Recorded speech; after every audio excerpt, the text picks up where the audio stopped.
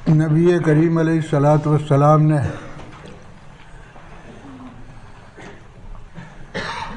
مختلف اوقات میں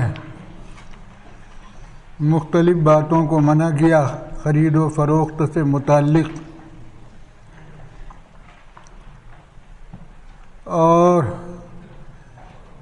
کبھی آپ نے اس کو کئی ایک کو جمع کر کے بیان فرمایا۔ آپ کا یہ بیان دونوں طرح سے احتمال رکھتا ہے، دونوں طرح کا امکان ہے۔ صحابہ کرام نے ان باتوں کو کبھی تو الگ الگ بیان کیا، کسی نے اس کے ایک ٹکڑے کو بیان کیا، کسی نے دوسرے ٹکڑے کو بیان کیا، کسی نے تیسرے ٹکڑے کو بیان کیا، اور کسی نے بہت سے ٹکڑوں کو بیان کر دیا ہے۔ یہ نہیں ہے کہ نبی کریم علیہ الصلاۃ والسلام نے ہی ان تمام کو ایک ساتھ بیان کیا، یہ بھی ممکن ہے، اور یہ بھی ممکن ہے کہ آپ نے ایک ساتھ نہ بیان کیا۔ اب اس کے بعد دیکھیے ابو ہریرہ رضی اللہ تعالیٰ عنہ کی پہلی روایت، ابو الزناد عبد الرحمن بن ہرمز الأعرج عن ابی ہریرہ۔ اس میں ابو ہریرہ نبی کریم علیہ الصلاۃ والسلام سے نقل کر کے آپ کی بیع سے متعلق، خرید و فروخت سے متعلق، کتاب البیوع سے متعلق بہت سی باتوں کو اکٹھا نقل کر رہے۔ دوسری روایت انہی لوگوں کی ہے، اس کے اندر اسی ابو ہریرہ کی ہے، دوسرے طریقے پر نقل کر رہے، اس میں کچھ ایک حصے کو بیان کیا ہے، بقیہ حصے کو نہیں بیان کیا ہے۔ اسی طرح سے دوسرا صحابی ہے، وہ نقل کر رہا ہے تو ایک ٹکڑے کو بیان کر رہا ہے، دوسرے ٹکڑے کو نہیں۔ دوسرا صحابی نقل کر رہا ہے تو دوسرے ٹکڑے کو، پہلے ٹکڑے کو نہیں۔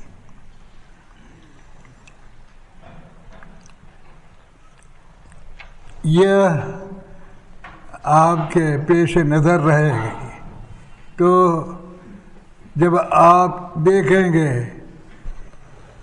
کہ ایک طرح کی حدیث ہے، اکٹھا نقل کر رہا ہے، تو ایک صحابی اس کے کچھ شاگرد اتنی باتوں کو نقل کر رہے، اور اس کے کچھ شاگرد اس سے کم باتوں کو نقل کر رہے، اس کے سوا اور دوسری بات کو نقل کر رہے اسی سے متعلق۔ دوسرا صحابی ہے، ان باتوں میں سے ایک بات کو نقل کر رہا ہے، دوسری تیسری چوتھی کو نقل نہیں کر رہا ہے۔ تیسرا صحابی ہے، تیسری بات کو نقل کر رہا ہے، اور ان میں سے نقل کردہ چیزوں میں سے اور کو چھوڑ دے رہا ہے، نہیں بیان کر رہا ہے۔ تو آپ کے ذہن میں ہوگا کہ یہ کیا صورت ہے؟ تو آپ نے تو اپنے ذہن میں یہ فرض کر رکھا ہے کہ ایک ہی سال میں یہ سب پڑھے ہوئے ہیں، ایک تو یہ فرض کر رکھا ہے۔ تو ایسا بھی نہیں ہے، نبی کریم علیہ الصلاۃ والسلام نے مختلف موقعوں پر آپ کے ان کو بیان فرمایا ہے۔ کسی موقع پر ایک کو بیان کیا، کسی موقع پر دوسرے کو بیان کیا، کسی موقع پر ان سب کو بیان کر دیا۔ اور کبھی ایسا بھی ہوا بیان کرنے والا اس موقع پر بھی شامل تھا، اس موقع پر بھی، اس موقع کے اوپر بھی، تو اس نے کبھی ان سب کو اکٹھا کر کے بیان کر دیا۔ تو اب پہلی حدیث دیکھیے، یہ مدنی روایت ہے، عبد الرحمن بن ہرمز الأعرج اور ابو الزناد مالک، اس کے اندر ابو ہریرہ نبی کریم علیہ الصلوۃ والسلام سے نقل کرتے ہیں کہ آپ نے فرمایا لا یتلقى الرکبان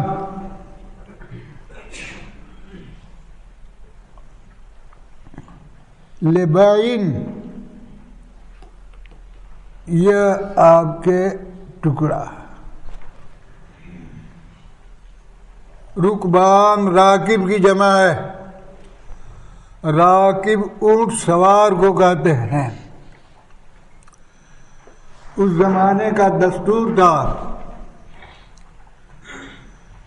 کہ اونٹوں کے اوپر عام طور سے غلے، کھانے پینے کے، کھجوریں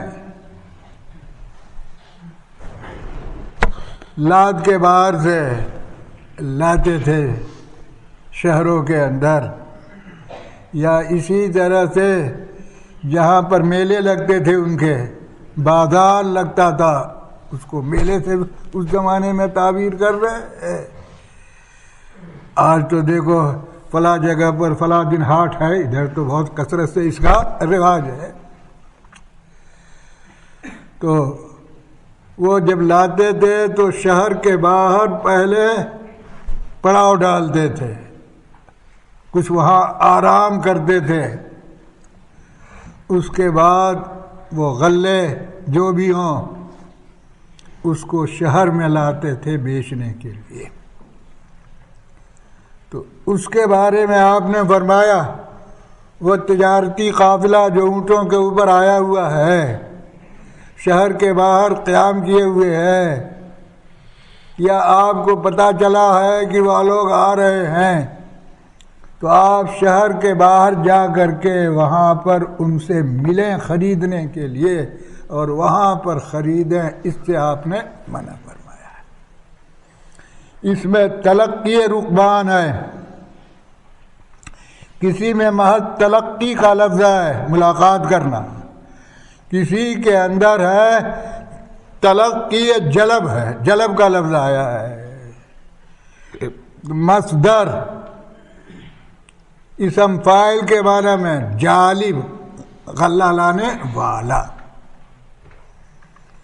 اور کہیں پر تلقی بیوع ہے، بے مبی کے معنی میں، وہی غلے کے کا سامنا کرنے سے بیچنے کے لیے، اور کہیں پر تلقی صلاح ہے، سامان۔ اسی طرح تلقی جلب جالب کے معنی میں بھی ہو سکتا ہے، اور مجلوب کے معنی میں بھی ہو سکتا ہے۔ تو جو مجلوب ہے وہ مبی ہے۔ تو کبھی تو آپ نے ان قافلے والوں کے بارے میں کہا جو لا رہے ہیں، اور کبھی آپ نے قافلے والے جو غلہ لا رہے ہیں بیچنے کے لیے، مبی ہے، سامان ہے۔ مبی کا لفظ تو عام ہے، سامان کا لفظ اس کے اعتبار سے خاص ہے۔ یہ الفاظ استعمال فرمائے ہیں، سب کا مفہوم ایک ہے۔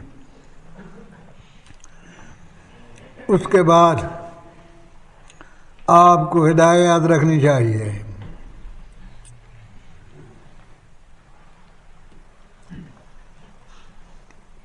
آپ دیکھیں گے عبادات کے جو احکام ہیں،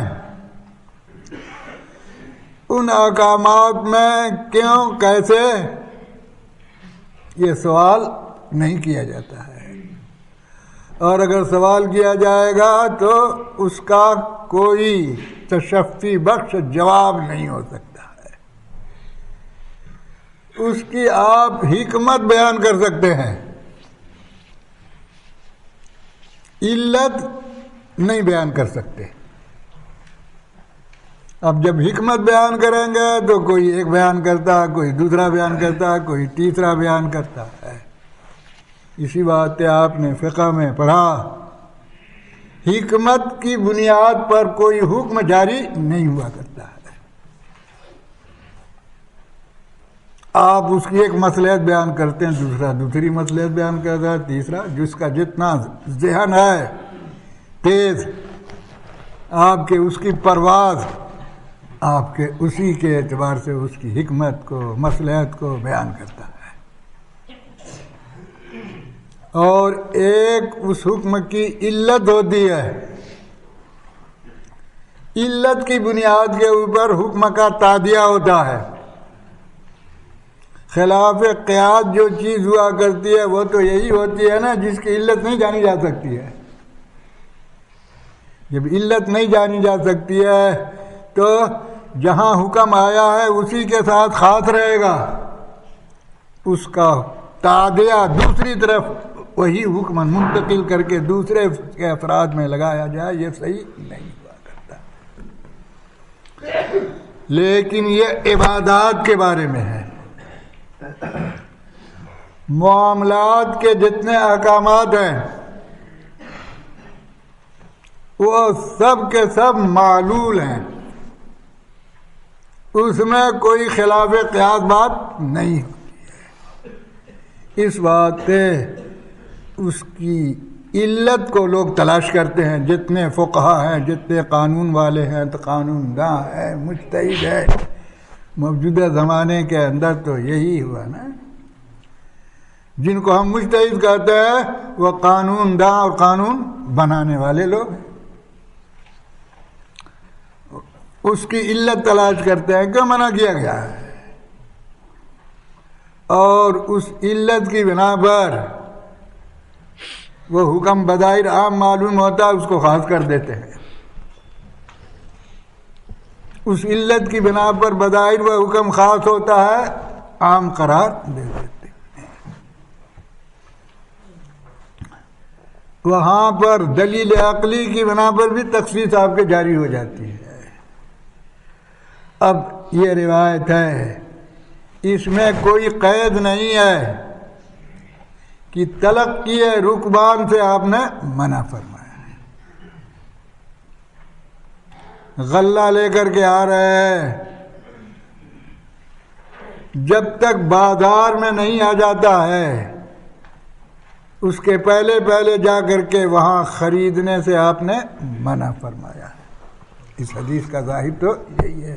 دوسری روایت میں تصریح ہے حتیٰ ینتہی الی السوق، یہاں تک کہ وہ بازار میں آ جائے۔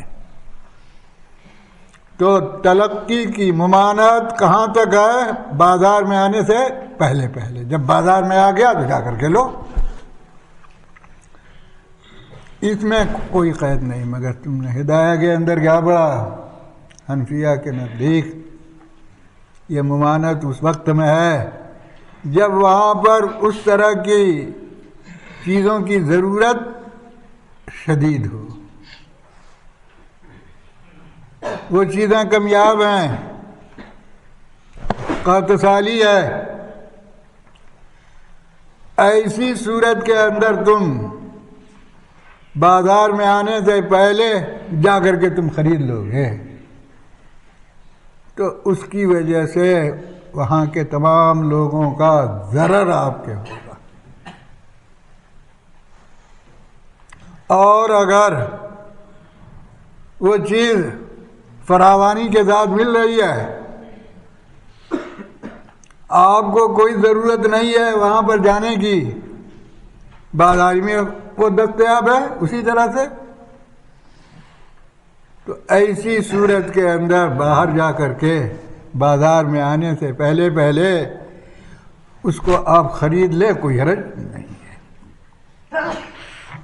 حرج صرف اس وقت میں ہوگا جب آپ اس کے ساتھ دھوکہ دہی کا معاملہ کریں، تو وہ ممانعت آپ کے غلط معاملہ کرنے کی بنیاد پر ہوا، اس کے ساتھ دھوکہ دینے کا ہوا، جا کر کے اس کو پڑھا رہے یہاں کیسے وقت میں تم لے کر کے آ گئے، ارے بازار میں تو غلہ پٹا ہوا کوئی لینے والا نہیں ہے، ارے ایسے وقت میں آ گئے، ارے قیمتیں گر رہی ہے۔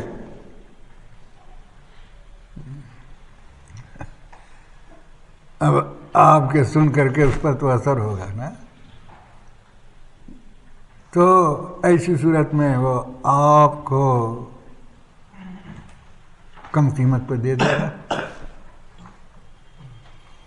تو یہ آپ نے تقریر کی اس کے ساتھ، دھوکہ دیا آپ نے.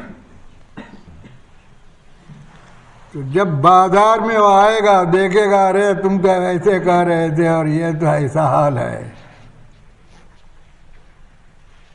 تو میں نے تم کو اس کی بنا پر کم قیمت میں دے دیا، تو مجھ کو تو غبن ہو گیا، خسارہ ہو گیا. تو اس تقریر کی بنیاد پر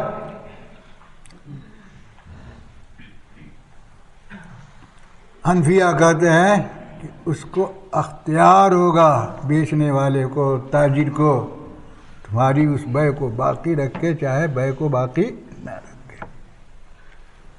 اختیار حدیث میں دینے کو کہا گیا ہے کہ اختیار ہوگا، چاہے بے کو باقی رکھے چاہے ختم کر دے. یہ اختیار کا دینا دلالت تو بہرحال اس پر کر رہا ہے کہ بے صحیح ہو گئی. اگر بے باطل ہوتی تو اختیار کا کوئی مطلب نہیں تھا. اس لیے سبھی کے نزدیک تلقی بیوع، تلقی جلب، تلقی صلاح، بازار میں آنے سے پہلے جا کر کے خریدنا، خریدنے والے نے جیسے بھی خریدا ہو بے صحیح ہوگی. بازار میں آنے کے بعد وہ دیکھے گا تو حدیث میں ہے کہ اس کو اختیار ہوگا، چاہے لے چاہے واپس کر دے. تو اتنی بات پر تو ائمہ اربعہ کا اتفاق ہے کہ ایسا کرنے والا جب کرے گا تو اس کی بے صحیح ہوگی. یعنی دوسرے لفظوں میں جو تم کو کل میں نے بتلایا کہ ایک ممانعت ہوتی ہے علت مادی میں، علت صوری میں، علت فاعلی میں، علت غائی میں، ان علل اربع میں جن کے اوپر، جس کے تصور پر اس کا وجود موقوف ہے، اس کی ذاتیات میں، تو وہ بے باطل ہوتی ہے. اور اگر اس خرابی کا تعلق ذاتیات میں خرابی سے نہیں ہے، اس کے اوصاف سے خرابی ہے، تو وہ اوصاف دو طرح کے ہیں. ایک اوصاف اس کی ذات سے متعلق ہے، ذاتی ہے، تو اس کی وجہ سے بے فاسد ہو جائے گی. اور اگر اوصاف کی بنا پر ہے مگر وہ اوصاف ذاتی ہی نہیں ہے، لغیر ہی ہیں، جس طرح سے جمعہ کی اذان ہو رہی ہے اس وقت میں خرید و فروخت کرو، جو قرآن نے کہا اذا نودی للصلاۃ من یوم الجمعۃ فاسعوا الی ذکر اللہ وذروا البیع. تو ظاہر بات ہے اس وقت میں بیع و شراء کو بند کرنے کا حکم دیا گیا ہے.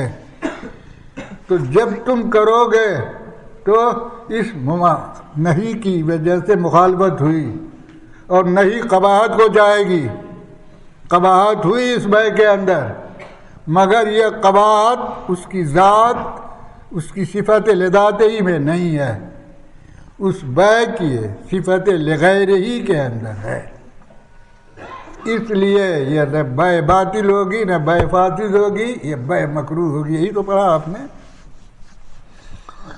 اسی طریقے سے یہاں جو تلقی بیوع سے آپ نے منع فرمایا ہے تو ممانعت سے قباحت آئے گی، لیکن اس سے باطل نہیں ہوگی. باطل نہ ہونے کی وجہ تو ایک یہ ہے جو ہم بیان کر رہے ہیں، تم کتابوں میں پڑھے ہوئے ہو، لیکن یہ بال کی کھال جو نکال رہے ہیں کہ اس سے جو قباحت آتی ہے، ہر منہی عنہ کے اندر قباحت ہے. یہی تو آپ نے پڑھا. حاکم جو ہے وہ حکمت والا ہے، ہم اور آپ بغیر حکمت کے، مصلحت کے کوئی کام نہیں کر سکتے. تو اللہ تبارک تعالیٰ جس چیز کا حکم دے رہا ہے، جس چیز کی ممانعت کر رہا ہے، تو جس چیز کا حکم دے گا اس کا خوب ہونا لازم ہے، ناخوب کا حکم نہیں دے سکتا ہے. جس سے منع کیا ہے وہ ناخوب ہوگا. اس واسطے جس کا حکم دیا ہے اس کے اندر حسن کا ہونا، خوبی کا ہونا ضروری ہے. دیکھیے قرآن بھی کہتا ہے نا یحل لہم الطیبات ویحرم علیہم الخبائث.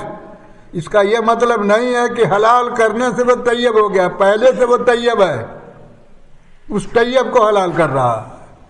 یحرم علیہم الخبائث یہ نہیں ہے کہ حرام کرنے سے وہ خبیث ہو گیا ہے، وہ خبیث تو پہلے سے ہے،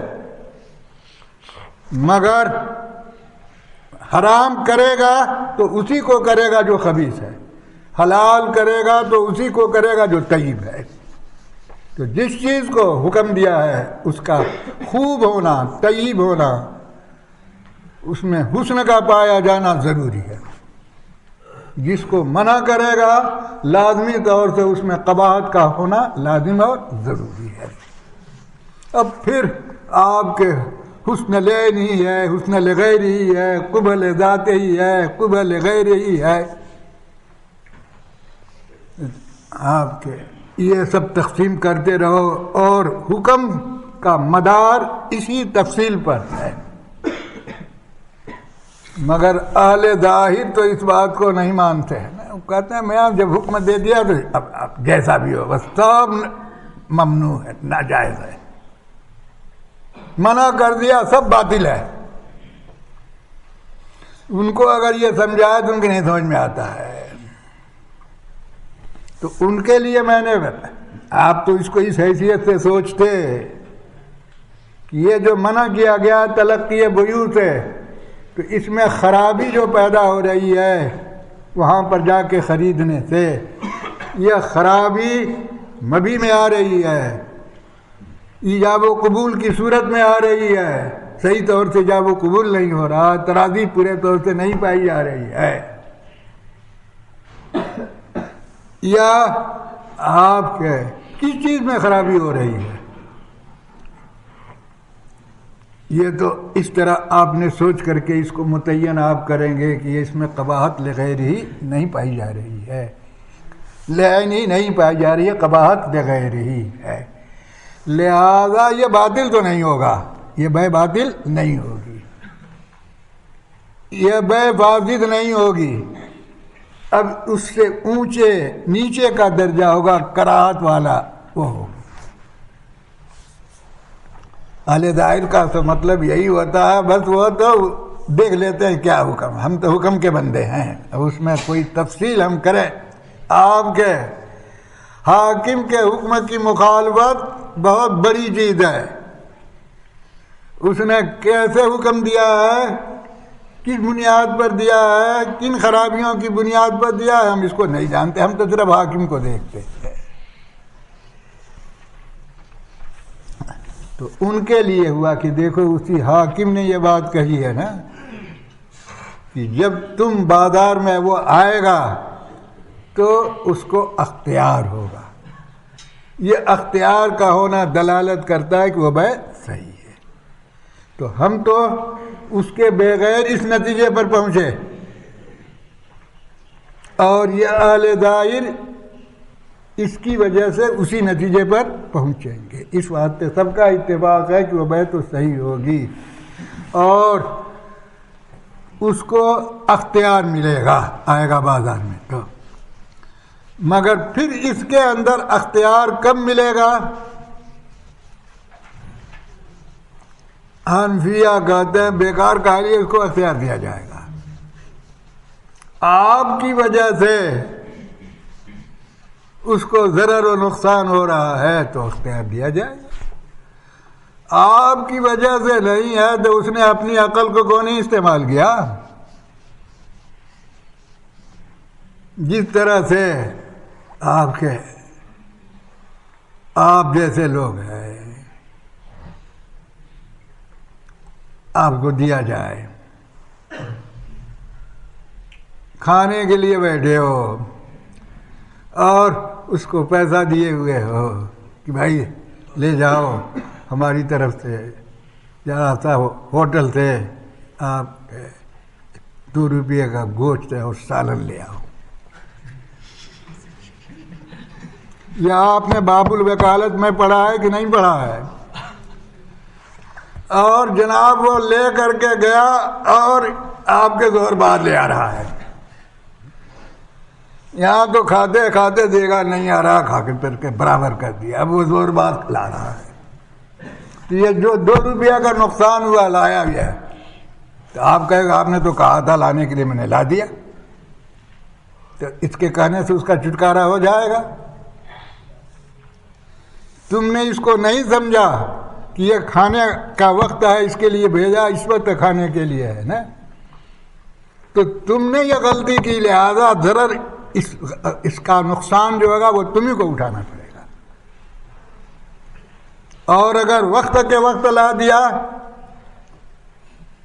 اور تو آپ کی کوئی بات نہیں. تو اسی طریقہ سے آپ کے دیا، آپ اپنا سامان لے آتے ہیں، ارے ذرا اور آگے بڑھ گئے ہوتے، کچھ دیکھتے. اس نے کہا دیا یہ 5 روپے کا، ہاں بھائی دے دو 5 روپے کا. اور جب دوسری دکان پر آگے بڑھے تو وہ دے رہا 2 روپے میں. تو یہ جو 2-3 روپے کا آپ نے نقصان اٹھایا، کہو گے کہ دکاندار نے آپ کو نقصان پہنچایا ہے لہذا ہمارا سامان واپس کر دو. یہ غبن ہو رہا ہے، خسارہ ہو رہا ہے، یہ تو تمہاری حماقت کی وجہ سے ہو رہا ہے، لہذا اس کا دکاندار ذمہ دار نہیں ہوگا. یہ امام ابو حنیفہ رحمۃ اللہ علیہ فرماتے ہیں، بالکل قاعدے کی بات کہتے ہیں. اور یہ لوگ امام احمد ابن حنبل کہتے ہیں بھائی یہ بڑا سادہ تھا، بھائی بیوقوفوں کو بھی دنیا میں رہنا ہے نا، لہذا اگر غبن ہوا ہے، خسارہ ایسا ہوا ہے تو اس کو خیار غبن ملنا چاہیے، لہذا اس کو اختیار دے دیتے ہیں. جبکہ دکاندار کا کوئی نقصان، کوئی آپ کے وہ تو لڑے گا، مگر یہ آپ کے قانونی طور سے دیتے ہیں، حنفیہ یہ نہیں دیتے. تو دنیا میں جو کام چل سکتا ہے آپ کے اسی طرح چل سکتا ہے جو ابو حنیفہ نے طریقہ بتایا ہے. اس لیے ابو حنیفہ کہتے ہیں کہ اگر آپ کی وجہ سے اس نے دھوکہ کھایا ہے، آپ جا کے طرح طرح کی باتیں بناتے رہے اور آپ کے منہ بنایا ہوا کیسے وقت میں آ گئے، آپ بڑی ہمدردی دکھلا رہے، اس وقت تو نہیں آنا چاہیے تھا، آپ کے تمہارا غلہ تو ایسا ہے، دیکھو وہاں پر تو بازار میں ایسے صاف شفاف اور اس طرح کا ہے، فلاں جگہ کا آپ کے غلہ آ کے بازار میں پڑا ہوا ہے، پٹا ہوا ہے، جہاں کا غلہ معروف اور مشہور ہے. تو اب وہ کیا کرے گا؟ اب کہ بھائی کتنے میں دو گے؟ اب سب سوچ کر کے اس نے کم میں آپ کو دے دیا. تو یہ آپ کی وجہ سے اس کو بازار میں گئے گا رہی ہے تو اسی طرح کا تباہ ہے غلہ، اور ہم سے اس طرح وہ کہہ رہا تھا. تو یہ جو خسارہ ہوا ہے وہ آپ کی وجہ سے ہوا ہے. یہ تقریر جو آپ نے کی ہے اس کی بنا پر اختیار ہوگا. اور اگر آپ نے کچھ نہیں کیا ہے اور اس نے آپ کو کم میں دے دیا، بازار میں آ کے دیکھتا ہے کہ بھاؤ زیادہ ہے، تو اس بنا پر جو اس کو خسارہ ہوا نہیں ہوگا اختیار. یہ فرق ہے ہمارے درمیان امام شافعی امام احمد کے درمیان، کہ ہر صورت میں بازار میں حدیث میں اذا اتى السوق، مالک جب بازار میں آئے گا تو اس کو اختیار ہوگا. اور اس میں وہ کہتے کوئی قید نہیں لگی ہوئی ہے، بازار میں آنے پر اس کو اختیار دیا گیا ہے. اس لیے وہی لفظ کو آپ کے دیکھ رہے ہیں، بازار میں آنے کی وجہ سے دیا گیا ہے. حنفیہ کہتے ہیں کہ بازار میں آنے کی قید کیوں لگائی؟ کہ بازار ہی کے ذریعے تو معلوم ہوگا کہ جو اس نے کہا ہے آپ کے ٹھیک کہا ہے کہ نہیں ٹھیک کہا ہے. تو اس کی تقریر کا پتہ تو بازار میں آنے ہی سے چلے گا، اس لیے اختیار دیا. الغرض ایک مسئلہ تو یہ ہے. ایک روایت کے اندر ہے تلقی بیو تلقی جلب کی انتہا کہاں ہے، کہاں پر جا کر کے تلقی ختم ہو جاتی ہے جہاں ملا جا سکتا ہے. تو ایک روایت بخاری نقل کرتا ہے منتہی تلقی السوق، بازار پر آ کر کے، بازار میں جب غلہ آ گیا تب تلقی ممنوع نہیں ہے.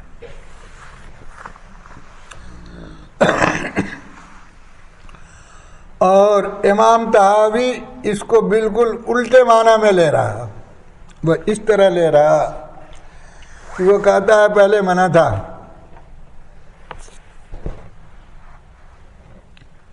کہ تم لوگ ایسا نہ کرو،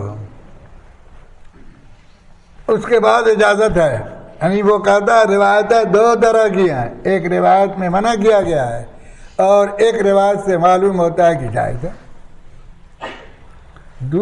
یہ روایتیں ممانعت کی ہیں. دوسری روایت جس سے معلوم ہوتا ہے جائز ہے، وہ روایتیں پیش کرتا ہے کہ ہم ان لوگوں سے جو غلہ لانے والے ہوتے تھے، سامان خریدتے تھے، غلہ خریدتے تھے اور خریدنے کے بعد پھر وہیں کے وہیں دوسرے سے بیچ دیتے تھے. تو آپ نے منع فرمایا، لوگوں کو مقرر کیا کہ ان کو مار مار کے یہاں سے بھگاؤ. جب وہاں خرید لیا وہاں نہ بیچو، لے جاؤ اپنے دکان پر اپنے گھر، وہاں جا کے بیچو. تو دیکھیے یہ لوگ تلقی بیوع کر رہے، وہاں پر خرید رہے، تو آپ نے خریدنے سے منع نہیں کیا، بلکہ خریدنے کے بعد جب بیچو تو یہاں نہ بیچو. اس لیے یہاں نہ بیچو کہ ابھی تم قبضہ نہیں کیے ہوگے کہ دوسرے کے ہاتھ آیا ہوگا، چل بھائی تم لے لو، تمہارے دوسرے کا ہاتھ بیچ دے گئے. جیسے یہاں پر ہوتا ہے نا، آپ کے ٹرک کا ٹرک کڑا ہوا ہے، آپ کے ایک بولی بولتا ہے، لے لیتا ہے، اور ابھی ٹرک سے مال قبضہ نہیں کرتا کہ دوسرا آپ کے سے وہ بولی بول دیتا ہے اور بیچ دیتا ہے وہ پھر تیسرے. یہ سب قبل القبض بے ہوتی چلی جاتی ہے. لہذا وہ جو بڑا یا تو آج کے زمانے میں جو بدماش ہے آپ کے، وہ لیے ہوئے ہے اور پھر اس کے ذریعے سے درجہ بدرجہ آپ کے تقسیم ہوتا ہے. اگر یہ بیچ میں وسائط نہ ہوتے تو وہ مال آپ کیا، وہ بھی نفع لے گا، وہ بھی نفع لے گا، وہ بھی نفع لے گا، اس کے بعد تو پھر بازار میں عام پبلک کو ملے گا، جس سے لازمی طور سے وہ چیز کیا ہوگی، گرا ہوگی. شریعت اس کی اجازت نہیں دیتی ہے اس طرح کا استحصال. تو میں یہ بتا رہا تھا کہ طحاوی اس طرح بیان کر رہا ہے کہ اس روایت سے معلوم ہوتا تلقی بیوع صحیح ہے، وہاں بیچنے سے منع فرمایا گیا ہے، لے جاؤ یہاں سے، تاکہ آپ کے قبل القبض کا احتمال باقی نہ رہے. اور اس سے ممانعت کی بات ثابت ہوتی ہے. لہذا دونوں کو دو حالت پر محمول کیا جائے گا. ایک وہ جس کے اندر قحط سالی ہو، کمیابی ہو تو منع فرمایا گیا ہے. غلے کی افراد ہے، آپ کے تم وہاں پر لے لو گے، بازار پر کوئی اس کا اثر نہیں پڑے گا، تو وہ جائز ہے. لہذا ایک کو ممانعت کی حالت پر، ایک کو جواز کی حالت پر. ایک مسئلہ ہوا. دوسرا مسئلہ لا یبیع بعضکم علی بیع بعض، لا یبیع کل بتایا گیا، اور یہاں پر لا یبیع نہیں ہے. وہاں پر کل بتایا گیا تھا کہ وہ بھی لا یبیع خبر نہیں ہے، دیکھنے میں خبر ہے، معنی میں نہیں کہ ہے. کیوں نہیں کہ بتایا ہی بھی گیا تھا، بار بار کہنا پڑتا ہے، بڑی پریشانی ہے، ہماری تو عادت نہیں ہے اس طرح سے کہنے کی، کہ جب خبر ہے تو جب رسول یا خدا خبر دے گا تو اس کے خلاف نہیں ہو سکتا ہے. من اصدق من اللہ قیلا. لیکن لوگ یہ کام کرتے ہیں. تو اگر خبر مانو گے تو خدا کی خبر کو، رسول کی خبر کو کیا ہوگا، جھوٹا ہونا لازم آئے گا. لہذا یہ خبر معنی میں کس کے ہے، نہیں کے ہے. حکم دیا جا رہا کہ ایسا نہ کرو. اب ظاہر بات جو حکم دیا جائے گا تو کوئی مانتا ہے، کوئی عمل نہیں کرتا ہے. اس میں کوئی خرابی نہیں ہوگی. اس لیے ولا یبیع بعضکم بعض بعض جو ہے اللہ بیع بعض وہ دیکھنے میں نفی ہے مگر معنی میں نہیں کے جیسا یاد ہے. اور اس کا مفہوم کل بیان کیا گیا تھا. اس کے ظاہری معنی لو تو وہی کرنا پڑے گا خیار بالشرط. اس کے بعد آپ گئے کہ تم اب توڑ دو اور ہم تم کو اتنا پیسہ اور زیادہ دے دیں گے ہمارے ہاتھ بیچ دو تو یہ شکل بنے گی. اور میں بلا خیار کے ہوگی تو کوئی شکل نہیں. اور ایسا بہت کم ہوتا ہے. شریعت عام طور سے جن چیز کا کاروبار آپ کے جس طرح لوگ کرتے تھے اسی کا ذکر کرتی ہے. یہ تو فرضی باتیں فقہا بیان کرتے ہیں نا کہ آئندہ ایسا کبھی ہو جائے تو تم آپ کے بغل نہ جھانکو, تم مسئلہ بتا دیا کرو. ہم ہی نے ٹھیکہ لے رکھا ہے سب چیز کے بتانے کا, تم لوگوں کو تو کچھ آتا نہیں ہے اس لیے تو بتا دیا. تو میں نے بتایا اسی لیے امام مالک نے اس کو 100 میں لا یصوم احد علی صوم اخیہ پر معمول کیا ہے. اس لیے کہ زیادہ تر جو معاملہ ہوتا ہے وہ یہی ہوتا ہے کہ بازار کے اندر خاص طور سے جو اس طرح کے لوگ دیہات سے اپنا غلہ وغیرہ لاتے تھے اور اتنے میں دے دو اتنے میں دے دو, آپ کے نہ تولنے کی بات نہ کچھ کرنے کی بات. اب تو آپ کے شہر اور دیہات کا فرق آپ کے ختم ہو گیا نا. اب ہر جگہ کے لوگ ہوشیار ہو گئے اس لیے اب یہ شکل ہی ختم ہو گئی. ولا تناجشوا یہ نئی بات جو اب تک نہیں آئی تھی تلقی کے بعد.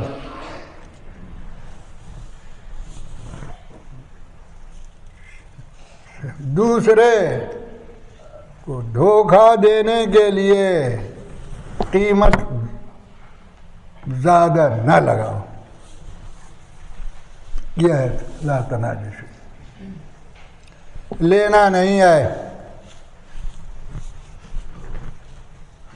دوسرا خرید رہا ہے, آپ بھاؤ تاؤ کر رہا, ابھی بھاؤ تاؤ ہو رہا ہے مگر ابھی لینے کیا کے درجے میں نہیں پہنچا ہے, ورنہ تو وہ لا یصوم بعضکم علی صوم بعض میں داخل ہو جاتا. ابھی اس درجے پر نہیں پہنچا ہوا ہے. زیادہ تر اب تو بازار میں جانا نہیں ہوتا ہے, میرے خیال میں اب اس طرح کا نہیں ہوتا ہے. پہلے تو آپ کے بہت ہوتا تھا. گاؤں کے لوگ آپ کے چاہے مزدور طبقہ ہو یا یہ کہ سبزی ترکاریاں بیچنے والے جو آپ کے ہوتے تھے وہ لاتے تھے آپ کے. وہ کہتا اس کو اتنے میں دے دو ہم کو, اتنے میں دوسرا آگے کہتا اتنا میں دیتا ہوں. اب وہ شخص کا ارادہ لینے کا نہیں ہے, خالی اس لیے ہے قیمت بڑھا دینے کا تاکہ اس کو اتنے میں نہ ملے اتنے میں ہم دیں, جس کی وجہ سے وہ بڑھا ہے.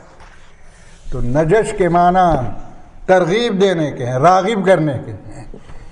تو جب دوسرا قیمت زیادہ لگا رہا ہے تو بیچنے والے کو بھی یہ ہوگا کہ واقعی یہ چیز ایسی ہے کہ اس کی یہ قیمت ہے, یہ مجھ کو کب قیمت دے رہا ہے لہذا میں اس کو نہیں دوں گا. اب آپ کے بھائی لگاؤ, اب اس کو تو لینا اس کو تو لینا نہیں ہے, جس کی وجہ سے وہ اس کی قیمت کو کیا کرے گا زیادہ دے دے گا. تو نجش کے معنی ترغیب کے آتے ہیں, راغب کرنے کے آتے ہیں. نجش کے معنی ہیلا اور تدبیر کرنے کے آتے ہیں, مکر کرنے کے, خفیہ تدبیر. یہی کو کہتے ہیں جو خراب قسم کی ہوتی ہے وہی تو مکر ہے, وہی آپ کے دھوکہ والی بات ہے, وہی ہیلا والی بات ہے. تو چاہے یہ معنی ہو چاہے وہ معنی ہو, اس سے آپ نے منع فرمایا ہے. اس طرح سے دوسرے کو خامخواہ کے لیے ضرر پہنچانا ہے. لیکن ظاہر بات ہے اب یہ حرکت جو کر رہا ہے, کبھی ایسا ہوتا ہے دکاندار اور بیچنے والے کے ایما اور اشارے اور کہنے سے ہوتا ہے تم ایسے کرنا بھائی. یہ بیوقوف لوگ آ رہے ہیں. یا یہ ہے کہ ہم کو سامان بیچنا ہے تم کو بھی کچھ دے دیا کریں گے. دونوں طرح کی باتیں آپ کے یہ ہوتی ہے. بعض لوگوں کا تو مقصد ہی ہوتا ہے آپ کے طبیعت اور مزاج ہی اس طرح کا ہوتا ہے دوسرے کو پھنسانا, دوسرے کو بیوقوف بنانا, دوسرے کو نقصان کرنا. یہ بعض لوگوں کا اسی طرح کا مزاج ہوتا ہے. تو کبھی اس طرح کے لوگ یہ کام کرتے ہیں تو اس میں دکاندار کا کوئی دخل نہیں ہوتا ہے. اور دوسری صورت یہ ہے کہ بس دکانداری دھندا کر رہا ہے. کیا جو ہے دیہات کے لوگ آئیں گے سامان لینے کے لیے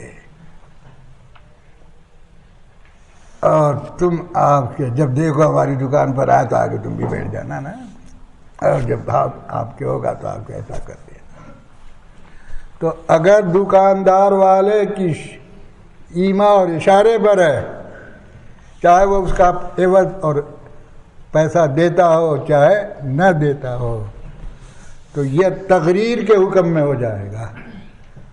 اور جب اس کو خسارہ ہوگا, غبن ہوگا, تو اس کی بنا پر اس کو اختیار ہوگا اس بات کا کہ اس کو واپس کر دے. اور اگر یہ غبن نہیں ہوا ہے تو صرف گناہی کی حد تک رہے گا اور اس کو رجوع کرنے کا حق نہیں ہوگا. یہ ہے نجش. وَلَا يَبِيعُ حَاضِرٌ لِبَادٍ, اور شہری نہ بیچے غیر شہری کے سامان کو. بادی کے معنی تو دیہاتی. اس زمانے میں اب دیہاتی کے لوگ تو کاشت کرتے تھے, سبزی ترکاری اور دوسری چیزیں آپ کے لایا کرتے تھے. سبزی ترکاری کیا آپ کے جو چھوٹے کاشتکار ہوا کرتے گڑ وغیرہ اس طرح کی چیزیں تھوڑی مقدار میں ہوتی ہے, وہ لے آتے تھے بازار کے اندر اپنی ضروریات کو پورا کرنے کے لیے. اب آپ کے اب ظاہر بات ہے وہ گھر کی پیداوار ہے, لائے ہیں اتنی دور سے بازار میں بیچنے کے لیے, شام کو گھر بھی جانا ہے. تو بیچتے بیچتے آخر میں جانا ہے تو کچھ کم کر کے بھی بھائی کسی صورت سے یہ سامان آپ کے ختم ہو جائیں گے. اگر تھوڑا بہت نقصان بھی ہو گیا تو وہ تو گھر کی چیز ہے, اس بات پہ نقصان محسوس نہیں ہوتا ہے. تو آپ نے کہا دعوا الناس, لوگوں کو چھوڑ دو. اللہ یرزق بعضهم بعضا, اللہ تعالیٰ اسی طرح سے بعض کو بعض کے ذریعے رزق دیتا ہے. جس طرح سے بہت سے لوگ ہیں شام کو جاتے ہیں نا سبزی ترکاری کے لیے, تم لوگ بھی حرکت کرتے ہو گے, بننے میں کوئی حرج نہیں ہے. جاتے جاتے وہ آپ کے سامان جو ہوتا ہے چاہے وہ بچا کھچا ہو مگر اچھا بھی رہتا ہے, آپ کے سستا کر کے بیچ کے چلے جاتے ہیں نا, تو ان کو بیچنے دو. اس طرح اللہ تعالیٰ بعض کو بعض کے ذریعے رزق دیتا ہے. تم یہ نہ کرو جو تم یہاں کے رہنے والے ہو, یہاں اس طرح کا آپ بیچ کے جا رہے ہو تھوڑا بڑا نقصان ہوگا, ہمارے پاس رکھ جاؤ, ہم تھوڑا تھوڑا کر کے بیچ دیں گے, تم کو بہت فائدہ ہو جائے گا. اور چاہو گے تو کچھ ہم کو بھی دے دینا, اور نہیں تو ہم تو تمہارا بڑا تمہارے پاس احسان کر رہے ہیں. مگر وہ ظاہر بات ہے بعض میں تو جب بیچ دو گے تو کچھ نہ کچھ تو دے گا. تو جیسی ہوشیاری کرو اس کے اعتبار سے, اس سے آپ نے منع فرمایا. لا یبیع حاضر لباد. اور ایک شکل اور ہے, بخاری اسی بات کو کہتا ہے. بہت سے لوگ جو ہوتے ہیں وہ تو اپنا سامان لے کے چلے آئے, نہ ان کی ترازو ہے نہ آپ کے تولنے کے لیے وزن والا ہے, باٹ نہ ترازو ہے, لے کے چلے آ رہے ہیں. آپ یہ کام کرتے ہیں, دلال جس کو کہتے ہیں, دلالی اجرت سمسار, آپ آتے ہیں کہ ہمارے یہاں رکھو, ہم بیچتے ہیں, بھجواتے ہیں, اب بجائے اس سے بھاؤ تاؤ کرنے کے وہ آپ سے بھاؤ تاؤ کرتا ہے، اور آپ شہری ہیں، سب چیزوں سے واقف ہیں، اس طرح سے آپ بیچتے ہیں، اور جتنا بیچتے ہیں اس کے اعتبار سے جو آپ کی دلالی ہوتی ہے فیصد آپ کے وہ اس سے وصول کرتے ہیں۔ تو ایک شکل یہ ہے۔ تو بخاری کہتا ہے لا یبیع حاضر لبادن، یہ اس شکل میں ہے جب اجرت اور دلالی کے اوپر ہو۔ اور اگر خیر خواہی کے طور پر ہے کہ بھائی وہ آیا کچھ پتہ نہیں ہے کیسے ہوتا ہے، اب آپ سے کہتا ہے بھائی میں تو کچھ نہیں جانتا ہوں، ذرا سا اسے بچوا دیجیے، اور آپ احسان کرتے ہوئے خیر خواہی کرتے ہوئے اس کے سامان کو بچوا دیے ہیں، وہ اس میں داخل نہیں ہے۔ یہ اور امام ابو حنیفہ کا تو اپنا وہی قول ہے کہ صاحب وہ بیچے شہری بیچے کیا فرق پڑتا ہے، اگر چیزوں کی کمی ہے تب تو اس سے فرق پڑے گا، اور اگر چیزوں کی کمی نہیں ہے تو اس سے کوئی فرق نہیں پڑے گا۔ تو وہی احتکار والی بات پیدا ہوتی ہو جس سے شہر والوں کا ضرر ہوتا ہو، ایسا کرنے سے تب تو منع ہے، اور اگر ضرر نہیں ہے تو چاہے اجرت کے ساتھ ہو چاہے بلا اجرت کے ہو، آپ کے کوئی فرق نہیں پڑتا ہے۔ اس لیے آپ کے وہ کمانا چاہے اس طرح کما لے، اور جیسے چاہے بلا کمائے ہوئے اس کے ساتھ احسان کر دے، لیکن شہر والوں کو اس سے، وہاں کے لوگوں کو اس عمل سے ضرر و نقصان پہنچے گا، اور یہ اسی وقت میں ہوگا جب ایسی چیزیں کمیاب ہوں کہ کسی کو مل پا رہی ہے کسی کو نہیں مل پا رہی ہے۔ جب ایسی چیز ہوگی کہ سب اپنی ضرورت کے مطابق آسانی کے ساتھ لے رہے ہیں تو وہ کیسے آپ کے اتنا سستا بیچ دے گا، اب بیچ بھی دے گا تو کیا فرق پڑتا ہے، تو کوئی حرج نہیں ہے۔ یہ تو دیکھیے اصل چیز کیا ہوئی، بازار میں تمام لوگوں کا حق ہے، اس میں کسی کو ضرر نہیں ہونا چاہیے، اسی بات سے احتکار ممنوع ہے۔ احتکار تو اسی وقت میں ہوتا ہے جب آپ اس کو نہیں بیچ رہے، ابھی اور ذرا مہنگا ہو تو دیں، اور مہنگا ہو تو دیں، مگر یہ ممنوع کب ہوگا جب ضرر ہو۔ غلہ بازار کے اندر بڑا پڑا ہوا ہے، آپ اپنا غلہ روکے ہوئے ہیں، تو اس روکنے سے کوئی ضرر نقصان نہیں ہو رہا ہے نا، اس لیے یہ احتکار ممنوع نہیں ہے۔ اصل چیز ہے بازار پر کنٹرول کرنا، جیسے کہ موجودہ زمانے میں بلکہ ایک پوری جماعت آپ کے اس طرح کی پارٹی بن گئی ہے، کیونکہ یہ دور سرمایہ دارانہ نظام کا ہے نا۔